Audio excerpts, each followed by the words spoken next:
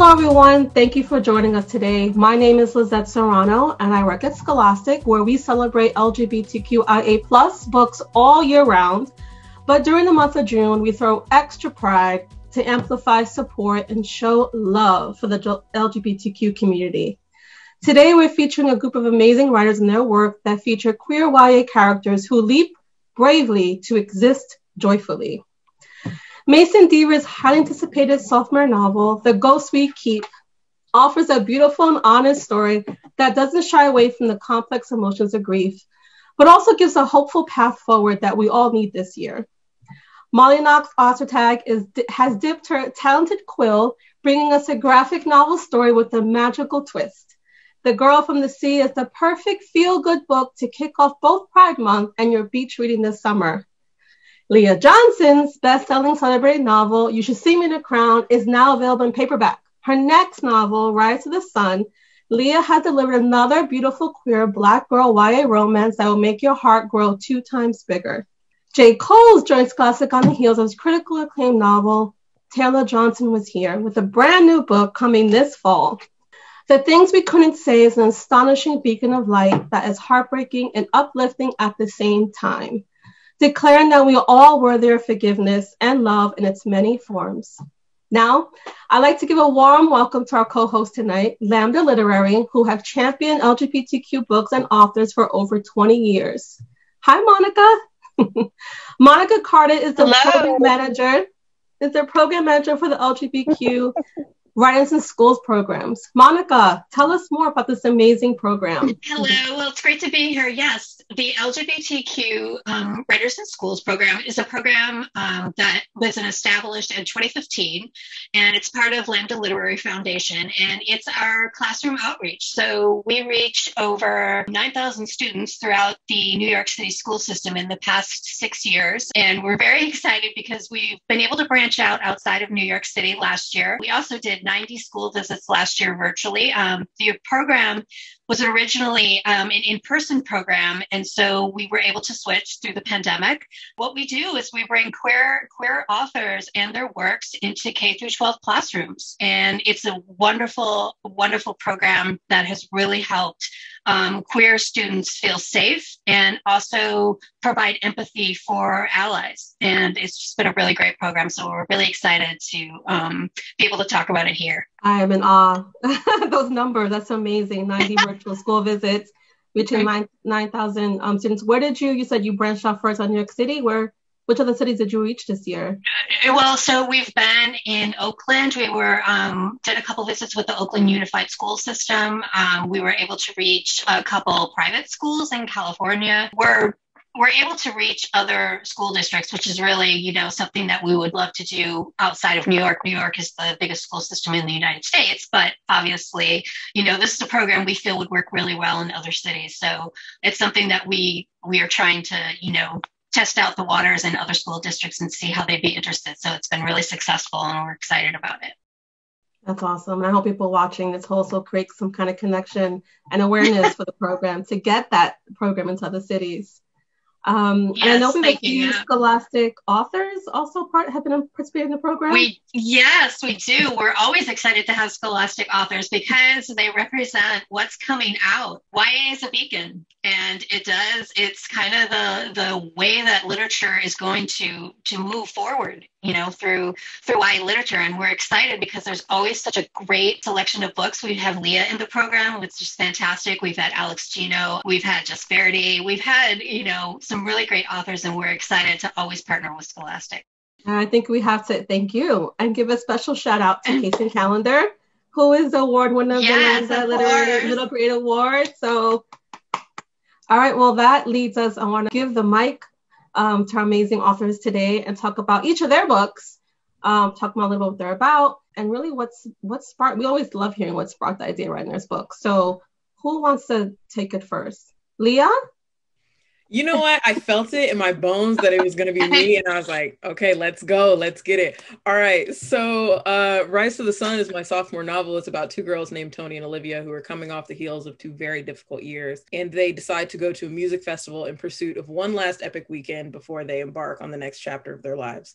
But when they arrive, things start to go a little haywire and they realize that they need each other and the music more than they ever thought possible. And it's a Leah Johnson novel, so of course they fall in love, spoiler alert. And it is out in literally a matter of weeks now. It's like right around the corner. I don't know what is time, but anyway, if you want to get your summer music festival vibes, you want to reclaim some of the music that we lost last year, Rise to the Sun is hopefully going to do all that. Yes. And speaking of books coming out soon, Jay, Things We Couldn't Say is coming out. I don't know. I haven't marked on my calendar. A little less, probably 2 months or so. Yeah. How does that feel? Tell us more about the book. Yeah, it's exciting that it's so soon. It'll be out in the world. But yeah, I'm the author of Things We Couldn't Say, and it is a book following a beautiful bi Black boy named Gio, who is the star of his high school's basketball team. It's set in the Midwest, in Indiana. Actually, Gio goes to the same high school I went to. So there's a lot of similarities there. But it's following Gio as he's kind of wrestling with the fact that his mom abandoned him when he was a little boy. And then one day, just when life starts to feel like he has a hold of it, she returns, which kind of flips everything upside down. And to complicate things further, he's also falling in love with a new guy on his basketball team. And so he has to try to wrestle with like his feelings, his thoughts about his mom and forgiveness, about love and what does it mean? Is love meant for him if his mom like abandoned him all these years ago?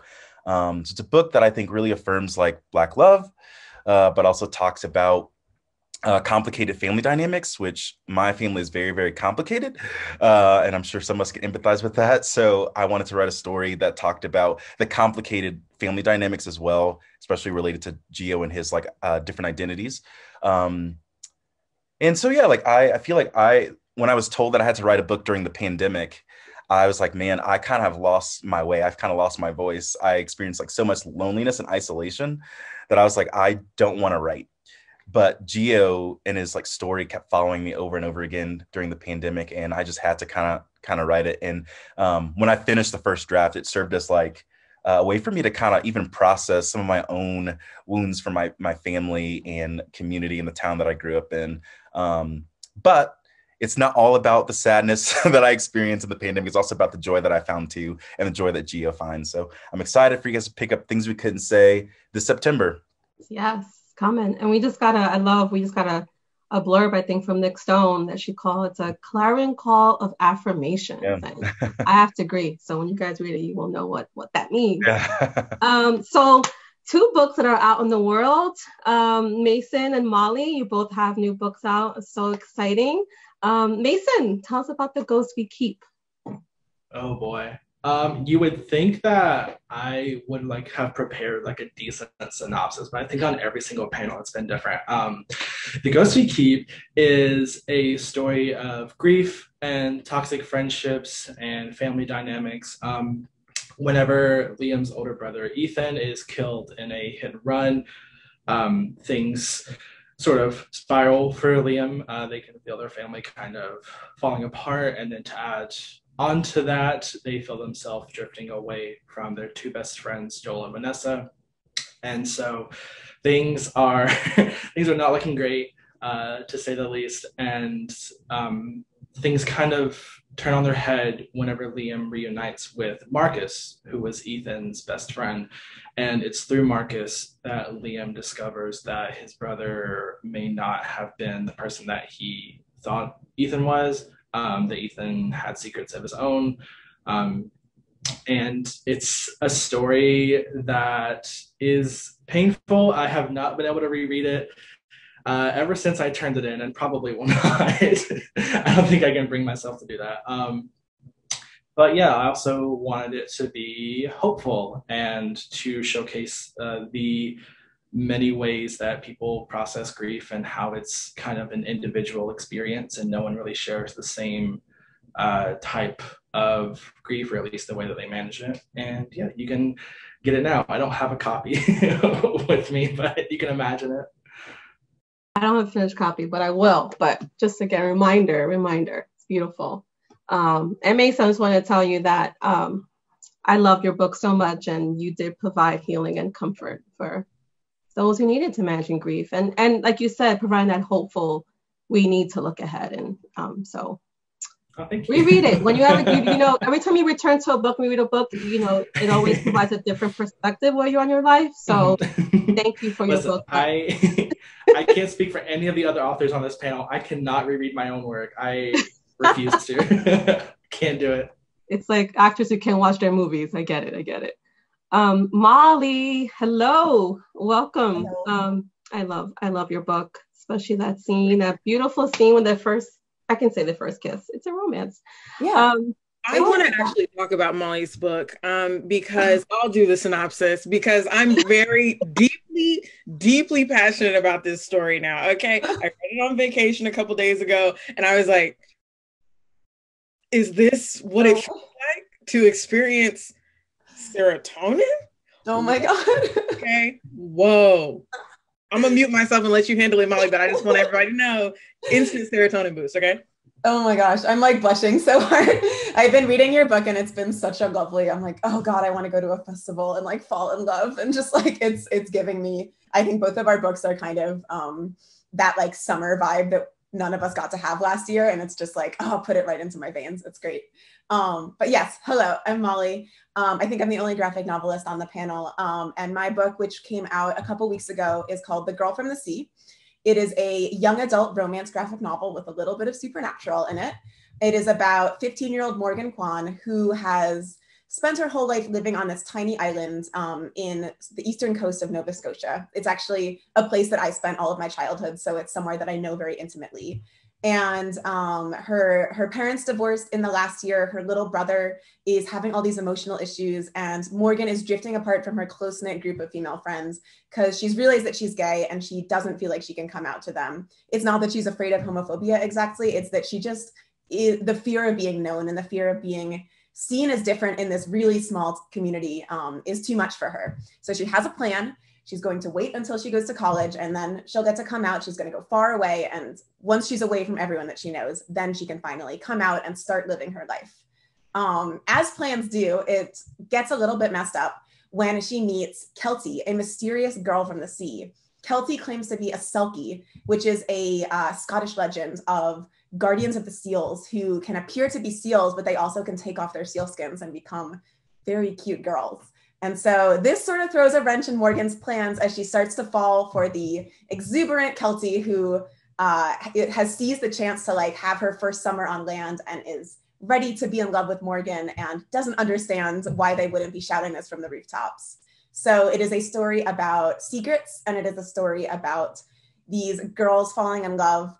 Yeah, like Lizette said, they kiss in like the first 10 pages. So that's not a spoiler. It really is about kind of this impulsive first kiss, and then all the repercussions of loving someone and having that love kind of also be something that you're trying to keep secret, and realizing that although you can keep parts of yourself secret, it's so much harder to keep another person that you actually care about secret.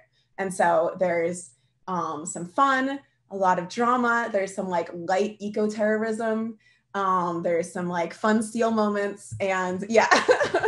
Yeah, it's definitely a very personal story, and it's one that I'm really happy to have out in the world. So I think you can get it pretty much anywhere right now. Yes, you can. I love this Love Fest and all these amazing books. Monica, I'm gonna throw it back to you because I'm hearing about these books. I know you have them. How do you incorporate these books and others into the classroom in your program? You have any tips to share? Well, I think that the program itself, one of the objectives is to kind of like make people feel seen, make kids feel seen. And so there's so many things that teenagers and young people go through that I love what these books represent, because it serves as a guide in a lot of ways. And so when we try to incorporate things in the classroom, we try to find books that have the kind of messages that these books have, which is hopeful, be true to your identity, learn how to experience your feelings in your own way, your own time. And that's really what we look for. And what's amazing is the students connect so much with this. And there's nothing that can replace the fact that people see themselves in these works. And that's what we look for. We look for that connection. I agree. Something I didn't get into my 20s. So I'm glad there's more and more books out there that we're putting into the shelves and publishing and get that out there to have that change happen. So Monica, I think you have some author questions for our authors. I do. I loved all of these books. I really did, to continue the love fest. It's so fantastic to see. I love the bisexuality representation.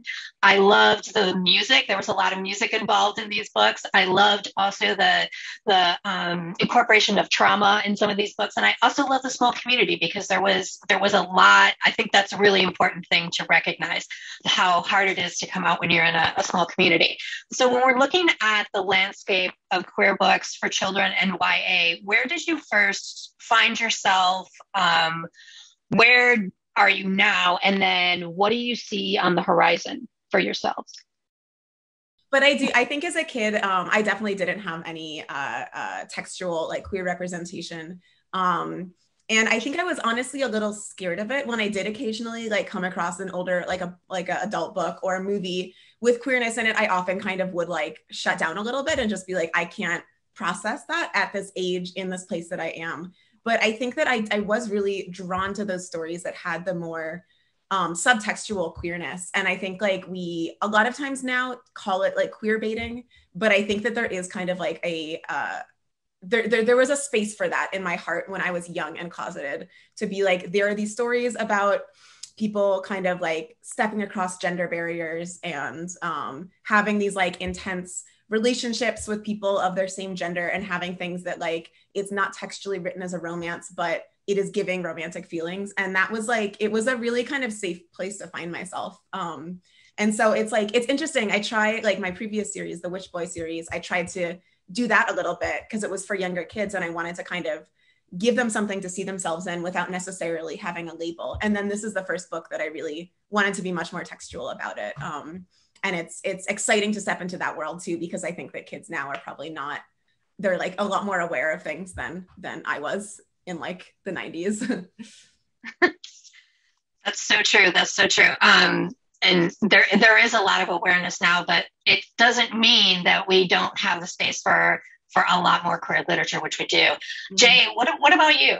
Yeah, I feel like for me, this might sound like a strange answer, but I feel like really the first time that I really saw myself represented like completely was when I started writing my own books. Like I had experience reading, or my earliest experience with reading a story that talked about the intersection of Blackness and queerness was reading James Baldwin.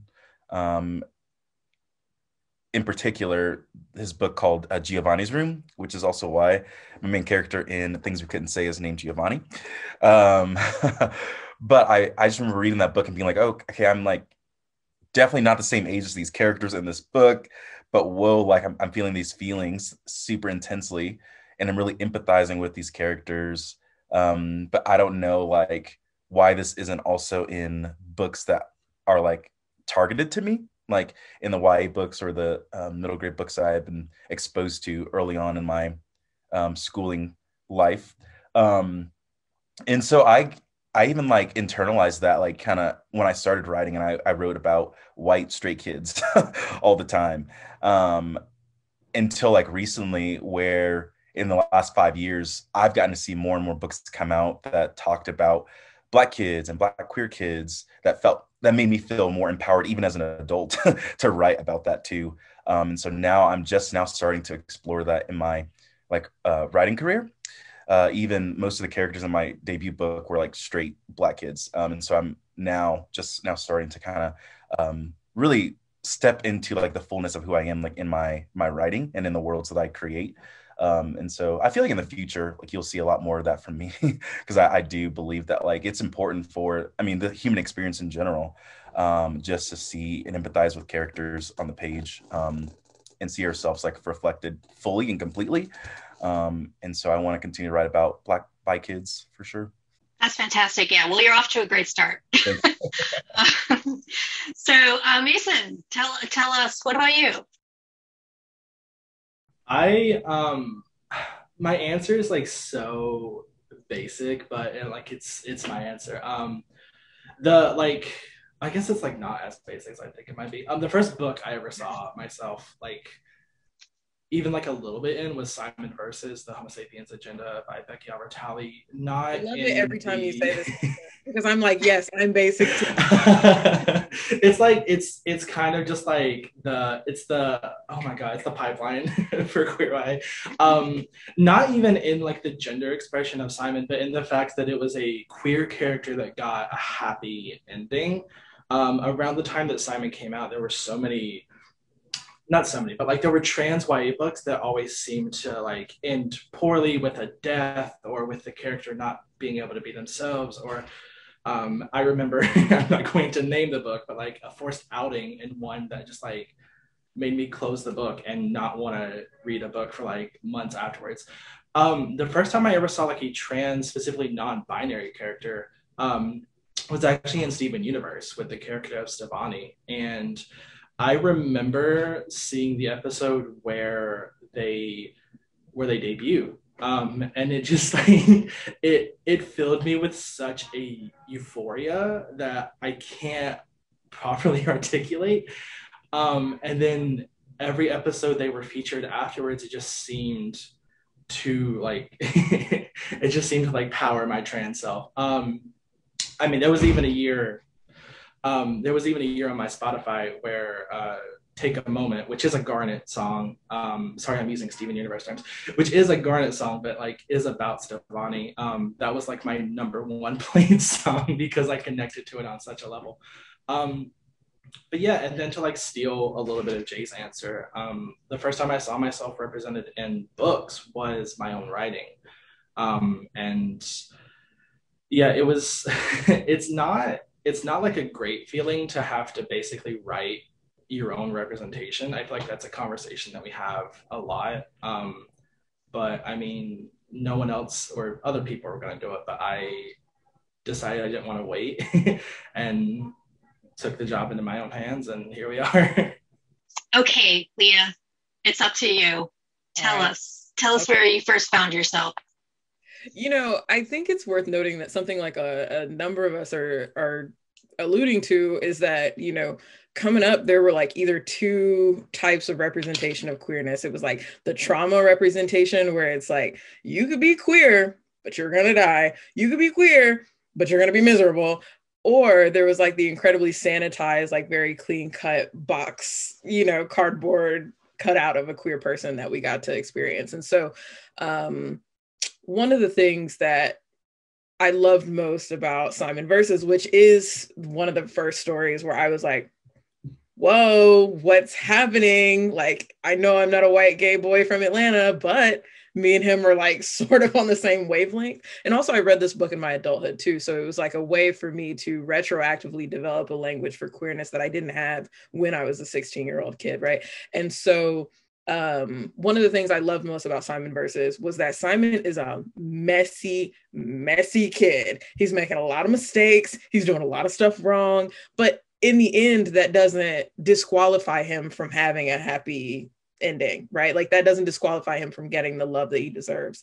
And that is the thing that like sort of galvanized me in my own writing to put on the page, like write into existence a future that I didn't always know or believe was possible for myself.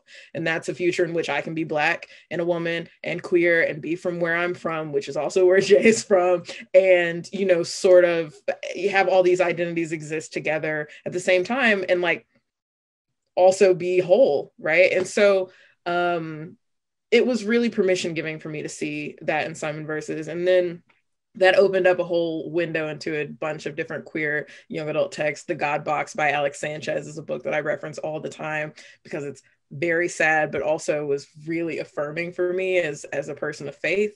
And then, you know, I read The Miseducation of Cameron Post, which was like one of the greatest books I've ever read in my life, even though it also was very sad. But somehow, even in sad books, I figured out a way to write queerness onto the page in my own rom-com, which was my first book. And so, yeah, I think that was the beginning for me, and looking into the future of like my own work, and also like probably the work of everybody here, is that like, I think we're just going to get more and more complex, more and more strange and wonderful and messy, because there's so much space between that trauma and that clean cut kid. We all exist in this gray area of just being all over the place trying to figure it out. And that's kind of the stories that I want to tell. So act of healing to like write to your teenage self is so, I feel like it's so powerful. And I feel like we are all doing that in a way of like trying to sort of like shine a light into these things that we had to keep dark when we were kids. And it's like, it just like, so there's so much feeling packed into every story. And I really love it. Yeah, I mean, what I think is great about, I mean, it's that's a great point, because so much of it, as far as like what we want to see, you know, it's sad that the fact that we still have to write to our teenage selves, right?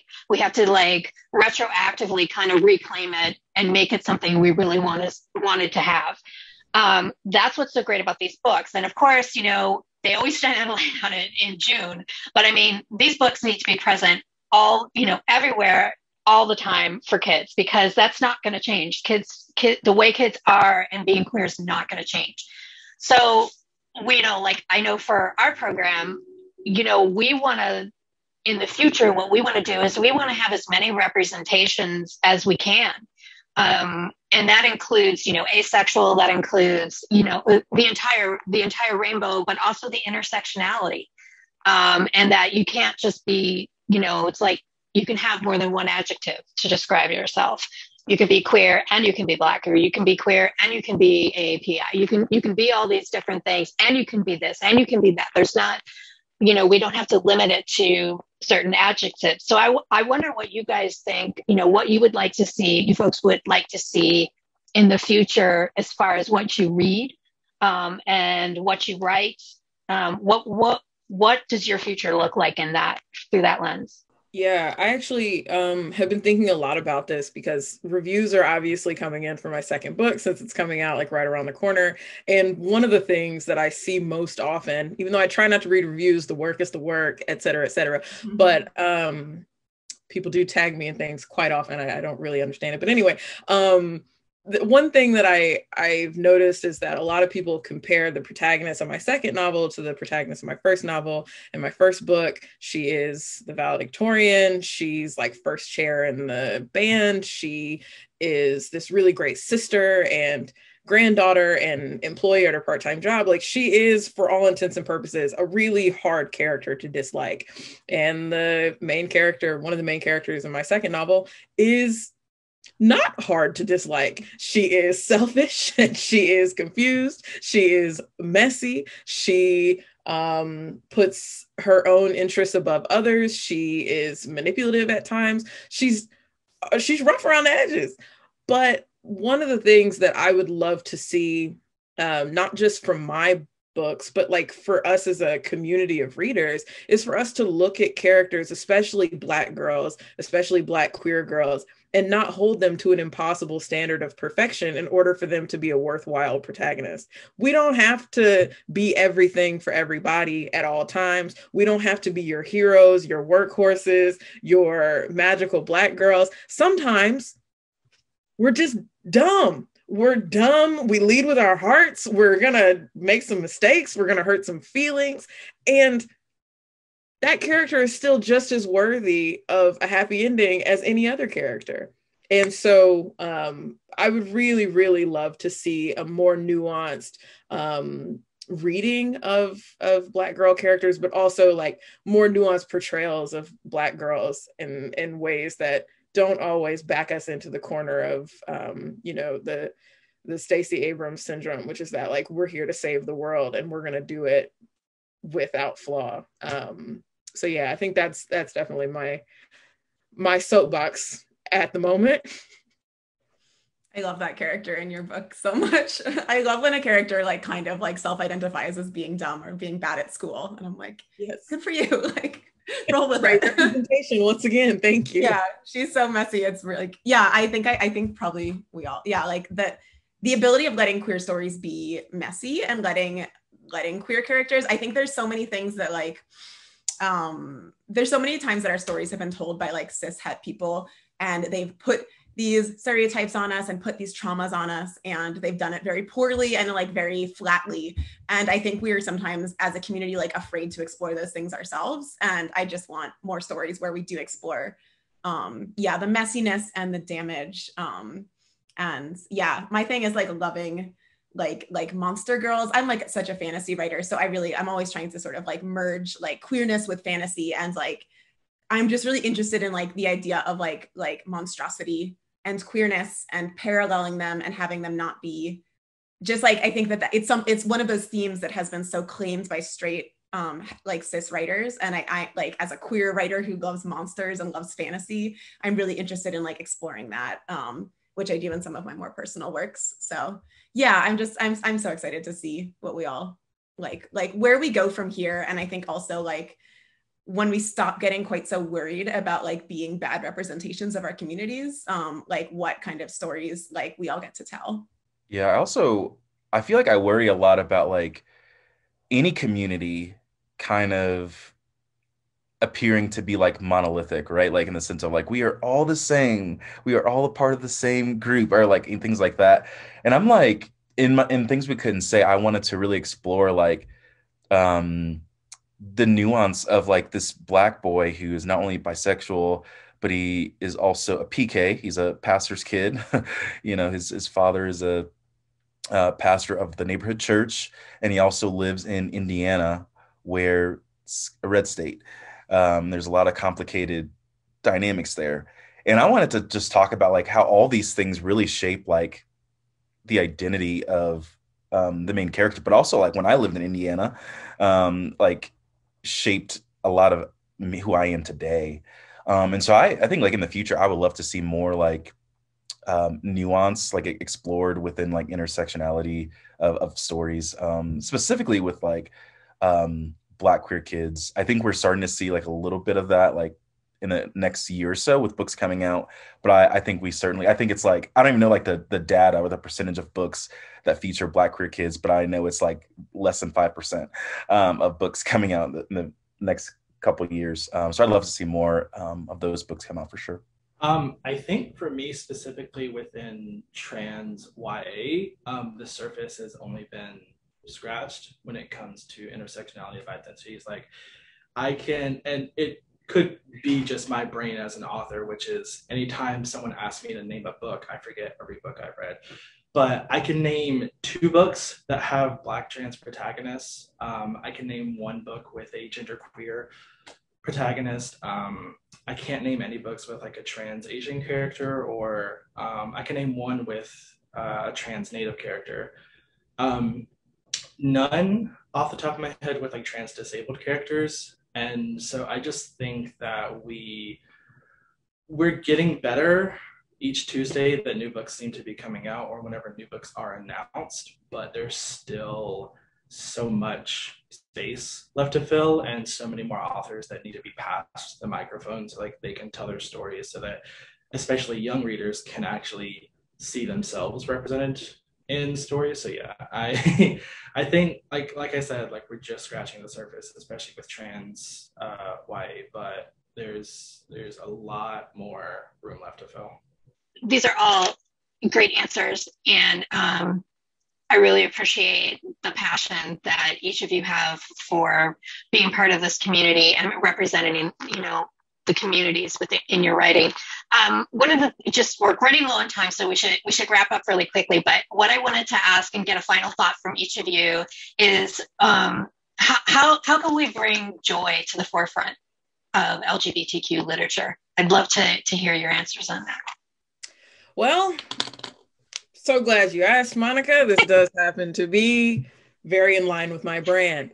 This is my answer to that. And that's that joy and sadness can be held in the same hand. I think that people underestimate the capacity of young people to understand the fact that like life is sad, but also it can be a great adventure, or like love can be very scary but also incredibly fulfilling. And so the thing that I try to do in my books is that for every like kind of tough thing that happens, I try to counter it twofold with a joyous thing. And that doesn't always have to be this like big, grand gesture of love or affection, but a character being seen in the way that they have never been seen before, or a character having this emotional breakthrough because they've been given the space to be themselves, or like whatever the case may be. Like, I think those small moments of joy are the thing that really make for a great joyous novel, whether it's like a romantic comedy, or it's a fantasy, or it's a contemporary, drama, like whatever the case may be. I think leaning into the small moments of joy and finding ways to have those counter the moments of fear or sadness or trauma, I think that's incredibly important. I'm just so interested in telling stories about ways for people to love each other and be good to each other that we have not seen before.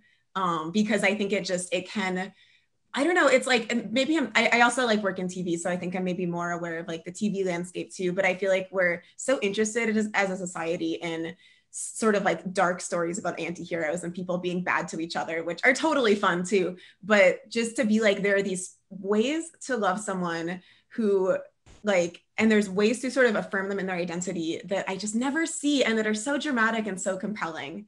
And they're not, it's just, you won't get that from like straight writers, because it's sort of like, it's something that they don't quite have that experience of. And so that's, that kind of joy. I also love I love books as like a form of like escapism for kids, where it is this sort of safe place to go and live in for a little bit. And so I think, whether it's a prose novel, for me, like graphic novels, so much of it is about providing these visuals that almost kind of pull the reader in and make them feel like they have this like safe place to kind of linger for a bit, and that they can kind of be in this story and know that they're seen in this story, and get to have a little bit of wish fulfillment.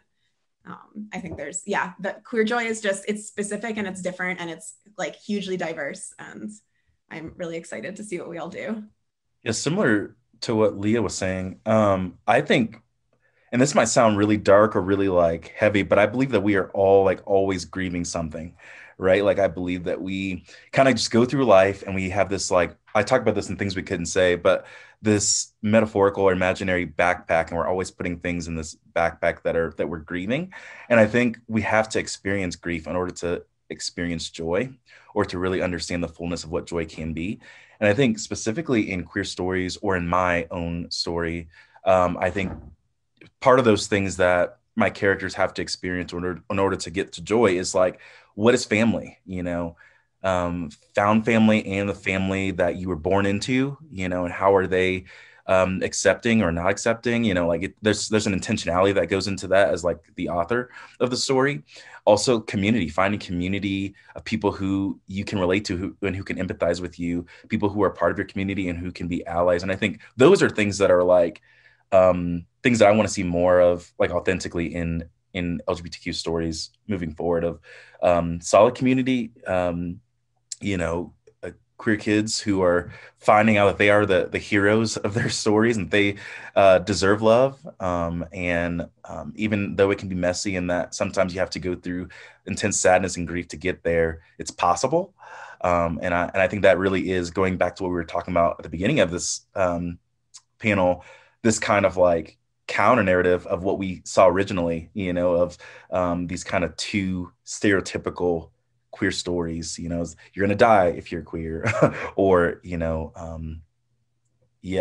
I feel like the more that we kind of like talk about how there is a community and there is acceptance out there, and there's love that we're all meant to walk into if we want it. I think that makes me feel hopeful for our future with LGBTQ stories. I think for me, to kind of go off what Jay said, because it's a thing I've been thinking a lot about recently, is that queer history is inherently tied to grief. I mean, just this past week, we are acknowledging the anniversary of like the worst crime against like queer people that was committed 5 years ago with Pulse. And I feel like I feel like grief is just a part of our history, even as individuals. Like, so often whenever we come out, we're told that we like lost something of ourselves, or we are no longer someone's like son or daughter or child, or we're no longer ourselves. And so for me, because of that, queer joy specifically is inherently tied in with honesty.